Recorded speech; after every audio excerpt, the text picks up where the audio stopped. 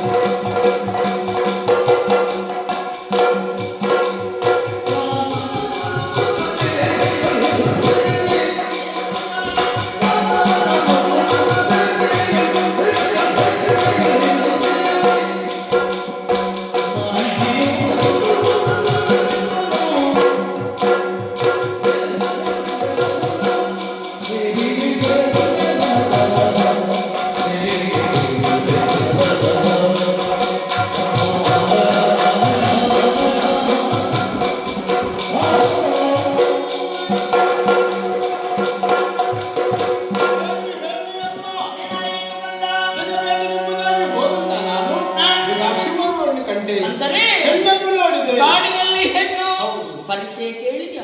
ಪದ್ಮಾವತಿ ಎಂಬುದಕ್ಕೆ ಹೆಸರು. ಶುಭನಾಮಕರಣ. ಬ್ರಹ್ಮದೇವ ಚಿತ್ತಿ ಬರೆದಂತ ಕಾಂತೆಯವಳಾಗಿದ್ದಾಳೆ. ಸರಿ. ಆಕಾಶರಾಯ ಧಣಿಯ ದೇವಿಯವರ ಮಗಳು.